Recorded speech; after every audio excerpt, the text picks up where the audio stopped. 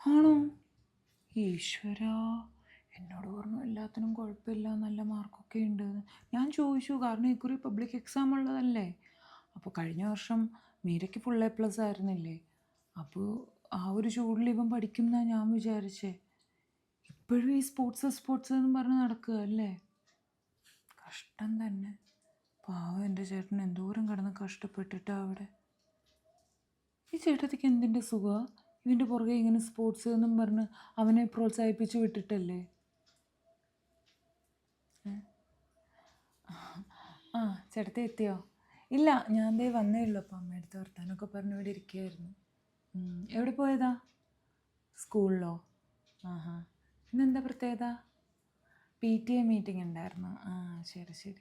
എങ്ങനെ ഉണ്ടായിരുന്നു എന്നിട്ട്? ഇക്കുറിയും സ്പോർട്സ് എന്നും പറഞ്ഞ് നടക്കുകയാണ്. അവനോട് പറയണം കേട്ടോ, പബ്ലിക് എക്സാം ആണ്. ഫുൾ എ പ്ലസ് അല്ലെങ്കിൽ +1 എവിടെ അഡ്മിഷനൊന്നും കിട്ടില്ല എന്ന്. ഇപ്പം എവിടെ എന്നിട്ട്? ഓ, ട്യൂഷനൊക്കെ കൃത്യമായിട്ട് പോവുമോ ഇപ്പോൾ? അമ്മ പറയായിരുന്നു അവനൊന്നും പഠിക്കുന്നൊന്നുമില്ല, എപ്പോഴും ഈ ഒരു ക്രിക്കറ്റും ഭ്രാന്തും ഒക്കെ ആയിട്ട് നടക്കുകയാണ്. അത് ചേട്ടത്തി പറയാത്തതുകൊണ്ടാണ്. ഞാനായിരുന്നെങ്കിൽ നല്ല അടി കൊടുത്തേനെ. അതിപ്പോൾ പിള്ളേർക്ക് അതിനോട് ക്രേസ് എന്ന് പറഞ്ഞിട്ട് നമുക്കിപ്പോൾ എല്ലാത്തിനും താളം തുള്ളി കൊടുക്കാൻ പറ്റില്ലല്ലോ. ഇപ്പോൾ മീരയ്ക്ക് തന്നെ പാട്ട് പാടാനൊക്കെ വലിയ ഇഷ്ടമായിരുന്നു. യൂത്ത് ഫെസ്റ്റിവൽ 9ാം ക്ലാസ് വരെയൊക്കെ പോയി. സ്റ്റേറ്റ് ലെവലൊക്കെ എ ഗ്രേഡ് ഉണ്ടായിരുന്നു. ഇടത്തേക്ക് അറിയാമല്ലോ.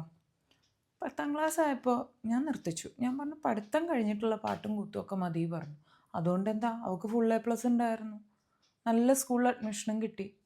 ഇതിപ്പോൾ ഇവനിതെല്ലാം കൊണ്ട് നടന്ന് ഗ്രേസ് മാർക്ക് കൊണ്ട് ഫുൾ എ പ്ലസ് കിട്ടുമോ? ഒന്നും കിട്ടില്ല. പഠിച്ചാൽ പഠിച്ചെന്ന് പറയാം. ആ, നിങ്ങൾ സപ്പോർട്ട് കൊടുക്കാനുണ്ടല്ലോ, അതാവാൻ പഠിക്കാത്ത.